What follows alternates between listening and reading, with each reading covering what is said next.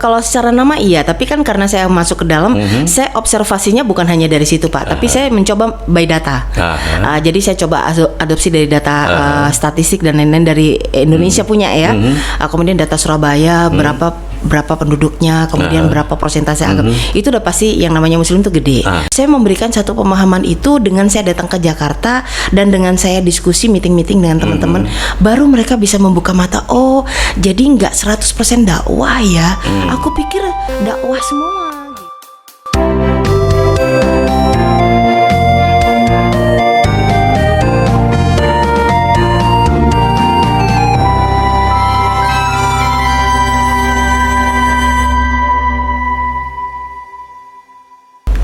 Brothers, masih di podcast Berat Indonesia dan masih bersama tamu istimewa kita Mbak Rina yang saya tahu sekarang ini sedang berada di Radio Muslim ya.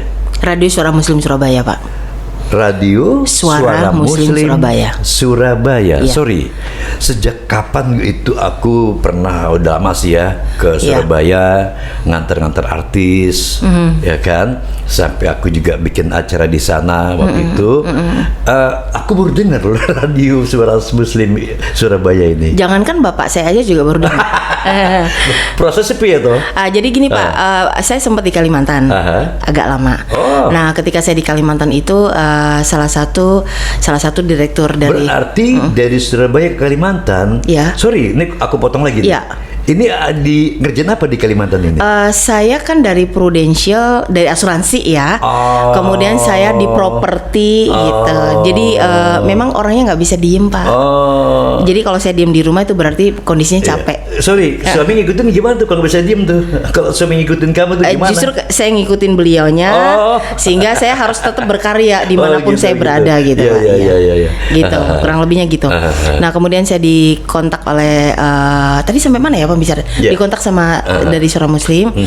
Kemudian kok ada ya Radio Suara Muslim gitu Pak ceritanya. Ketika saya kembali ke Surabaya, saya bilang oke Pak, coba saya observasi dulu ya.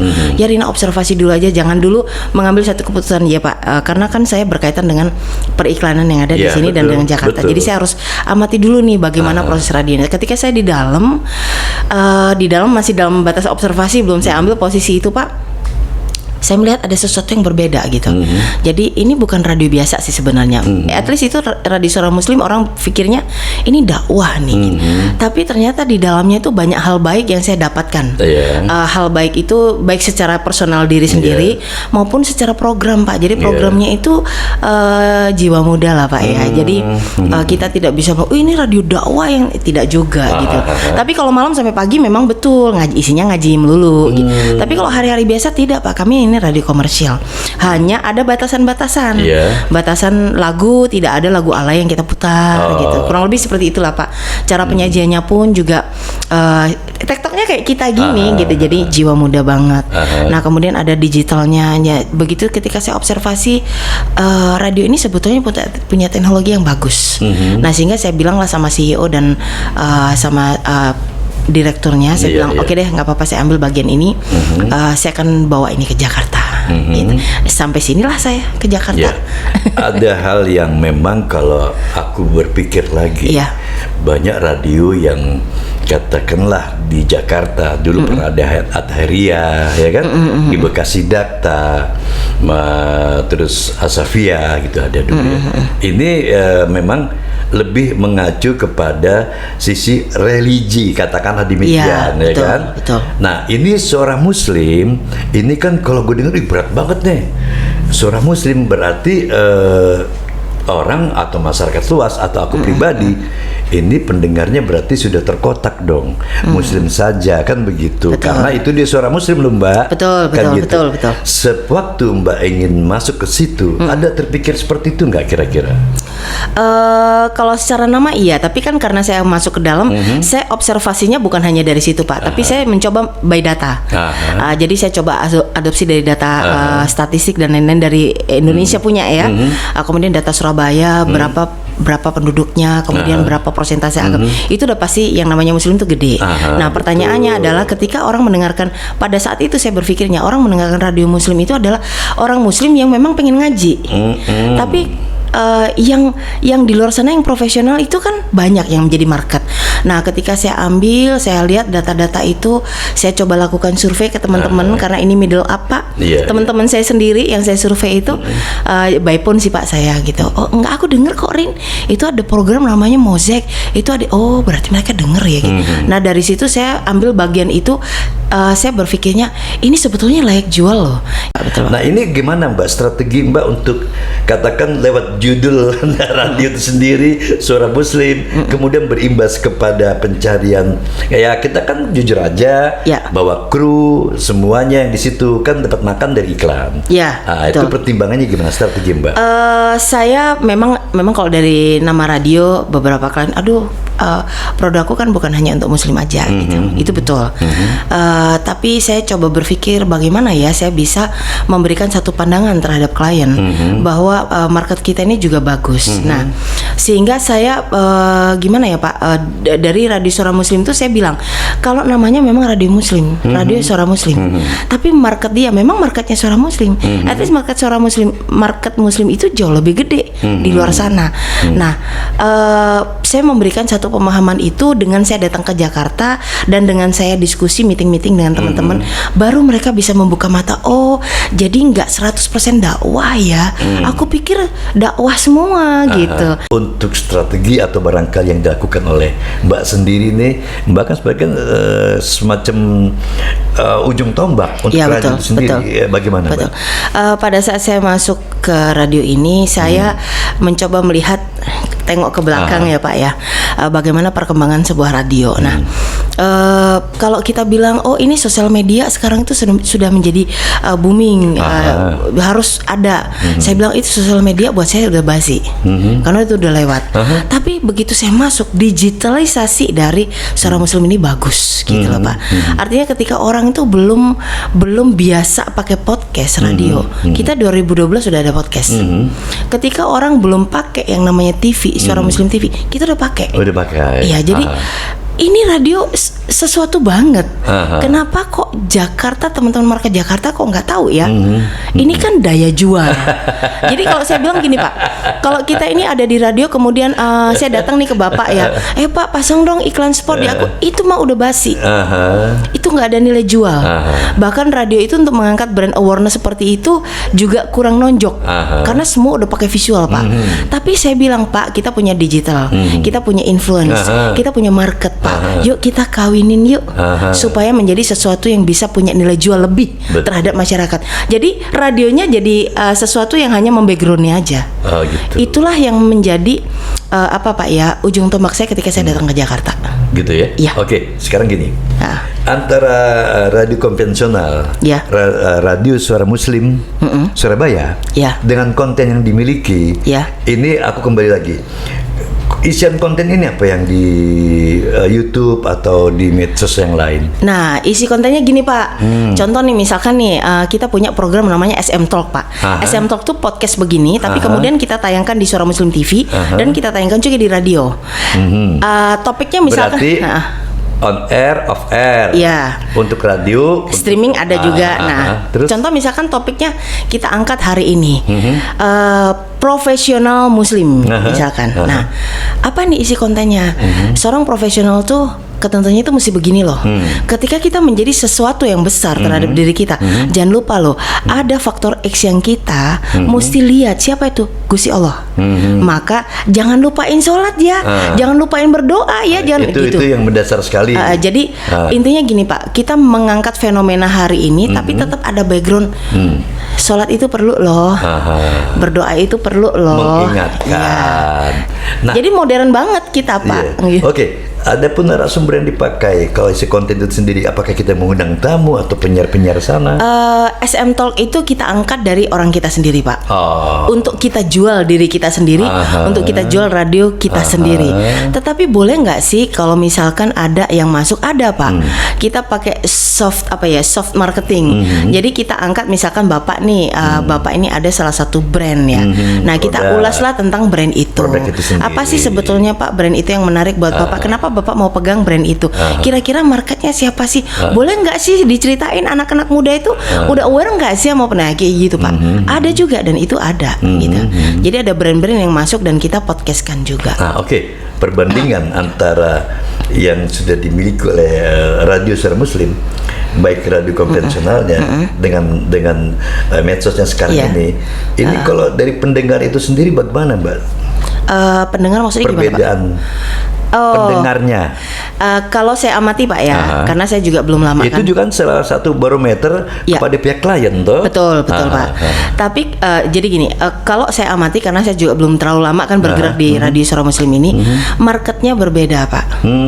Antara market yang ada di radio on air dengan yang radio online itu beda.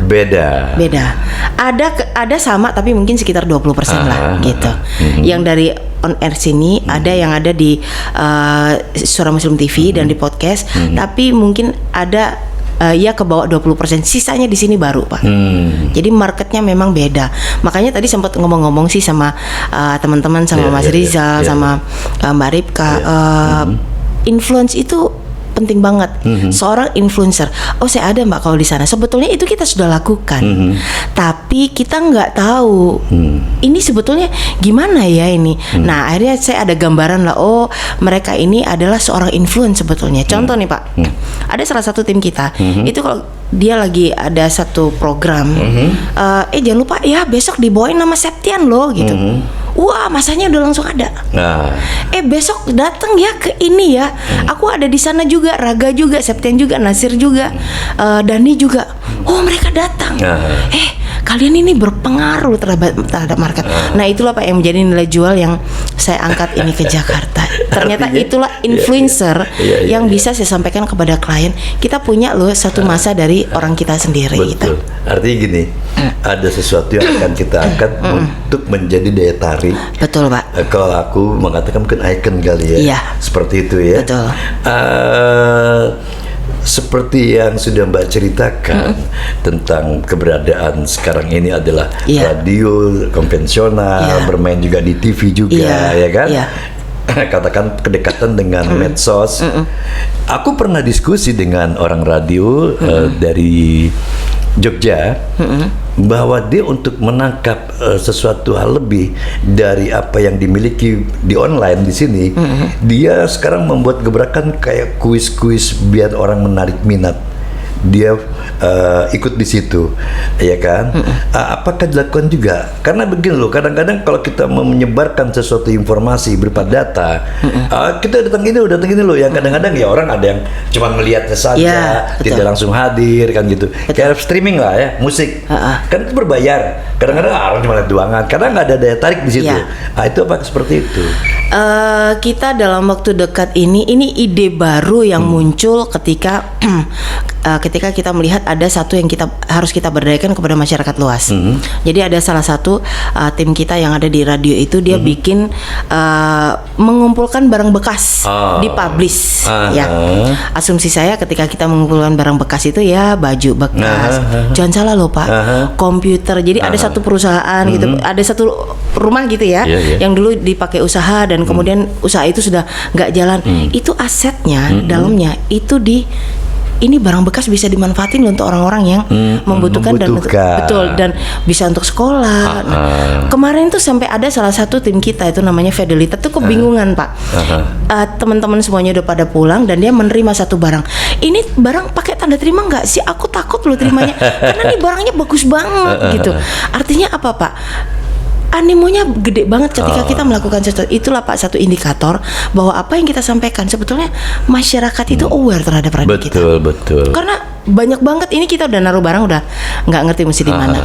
Dan itu barang-barang bukan barang bekas yang jelek ya Pak. Karena mereka berpikir buat apa aku ngasih barang bekas yang itu nggak bisa dipakai sama orang lain.